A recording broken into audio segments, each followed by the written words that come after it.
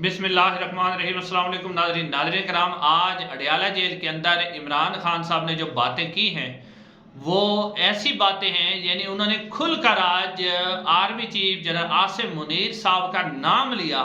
और सब कुछ कहा उन्होंने, जो कि पाकिस्तान तहरीक इंसाफ के जो इस वक्त लीडरशिप है जो जेल से बाहर है, जिसमें वकला भी शामिल हैं, बड़े बड़े रहनुमा भी शामिल हैं,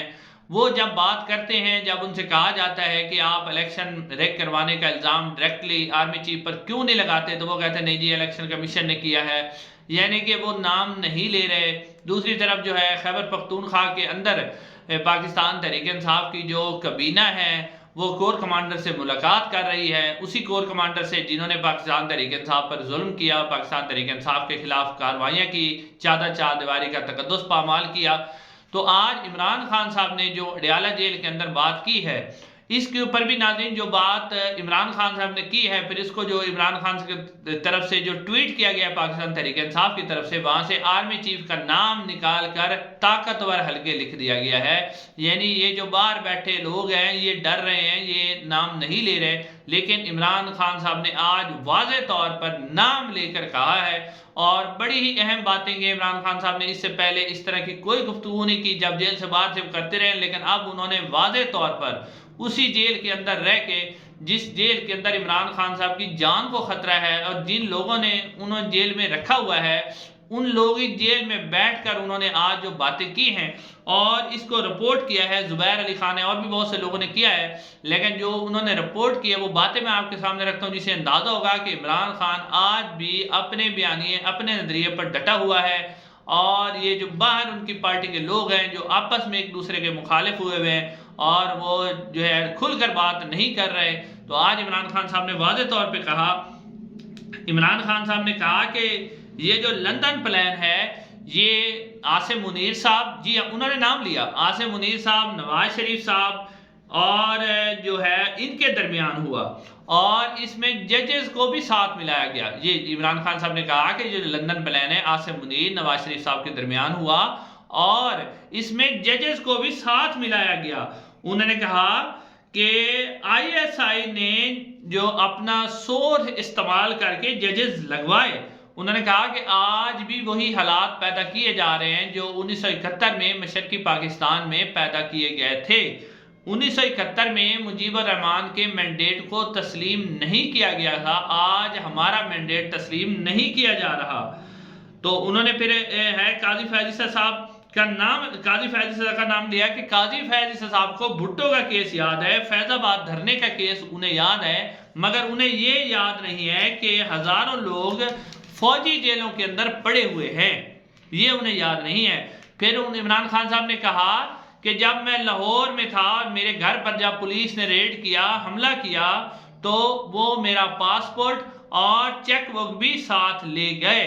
और इसलिए बुशरा बीबी ने बनी गाला में जो कीमती अशिया थी वो वहाँ से कहीं और मुंतकिल कर दी कि ये वो ना ले जाएं। उसके अलावा उन्होंने कहा कि उन्होंने आसिम मुनीर साहब के हवाले से कहा कि जनरल, बल्कि उन्होंने कहा कि आसिफ जरदारी साहब ने एक बयान दिया था कि एक सियासी जमात की वजह से फौज का इमेज खराब हुआ है। तो उन्होंने कहा कि आसिफ जरदारी कहता है कि फौज का इमेज खराब हुआ है। उन्होंने कहा कि फौज का इमेज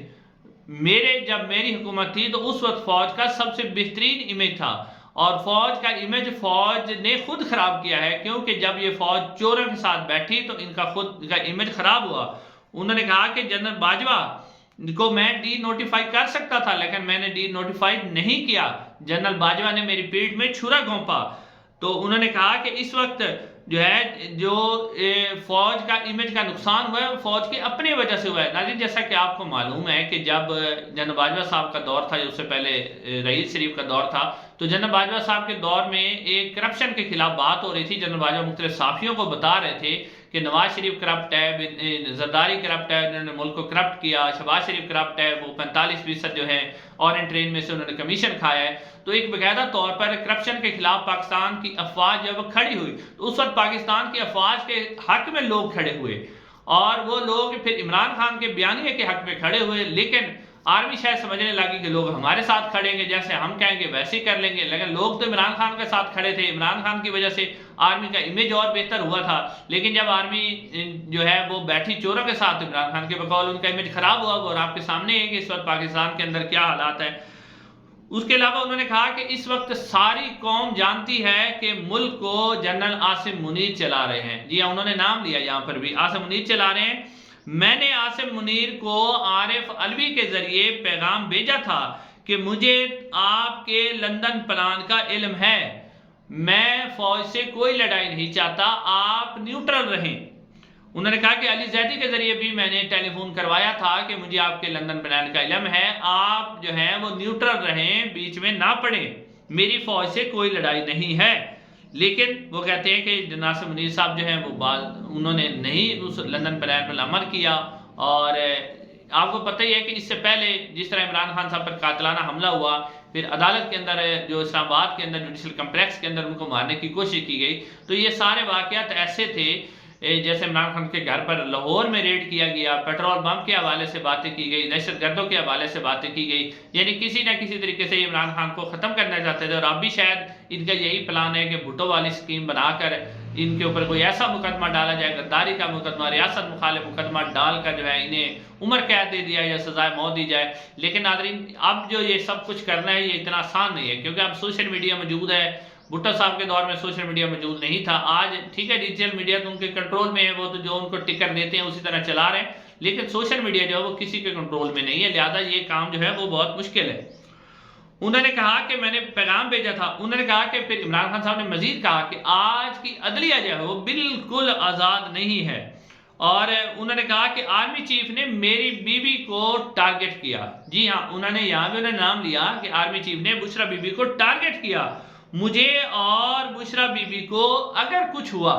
جی عمران خان صاحب نے کہا ہے کہ مجھے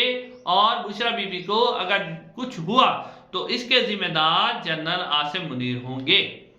جی ناظرین، انہوں نے باقاعدہ طور پہ نام لیا، لیکن بعد جو قیادت ہے وہ نام لینے سے ڈرتی ہے۔ اور پھر انہوں نے کہا کہ جو قوم آزادی کے لیے قربانی نہیں یا موت نہیں قبول کر سکتی تو وہ غلامی میں رہنے کے لیے تیار ہو جائے، میں ہر قسم کی قربانی دینے کے لیے تیار ہوں۔ یعنی عمران خان صاحب نے واضح طور پہ کہہ دیا کہ اگر یہ مجھے مارنا چاہتے ہیں، مجھے سزائے موت دلوانا چاہتے ہیں یا مجھے عمر قید دلوانا چاہتے ہیں تو میں ڈرنے والا نہیں ہوں،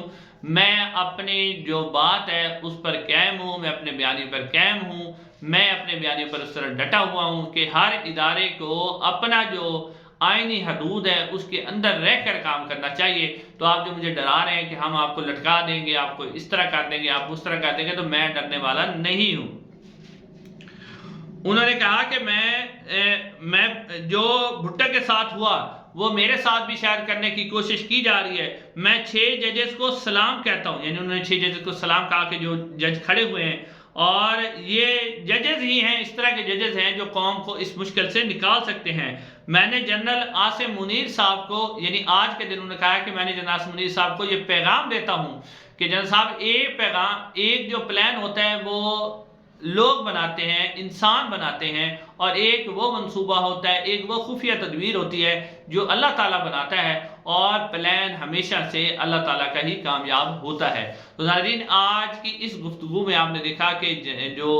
قاضی فیصل صاحب کے حوالے سے بھی عمران خان صاحب نے کھل کے بات کی، جناب عاصم منیر صاحب کے حوالے سے بھی انہوں نے کھل کے بات کی، اور کھل کے اپنا نقطہ نظر جو ہے وہ قوم کے سامنے رکھا، کیونکہ اس وقت جو سوشل میڈیا کے اوپر اور مختلف ملاقاتیں ہو رہی ہیں پاکستان تحریک انصاف کے جو مختلف اراکین ہیں ان کے حوالے سے جو خبریں آ رہی ہیں، جس سے لگ رہا ہے کہ پاکستان تحریک انصاف کا جو ورکر ہے وہ ان کی ان ملاقاتوں کو، ان کی پالیسیز کو سپورٹ نہیں کر رہا۔ لیکن آج پاکستان تحریک انصاف کے بانی چیئرمین عمران خان صاحب نے، اور کیونکہ سارے لوگ عمران خان صاحب کے ساتھ کھڑے ہوئے ہیں، تو انہوں نے واضح پیغام دے دیا کہ وہ اپنے بیانیے سے ذرا بھی پیچھے نہیں ہٹے، وہ اپنے بیانیے پر اسی طرح کھڑے ہوئے ہیں۔ تو انشاءاللہ ناظرین، اگلی ویڈیو میں آپ سے ملاقات ہوگی۔ السلام علیکم۔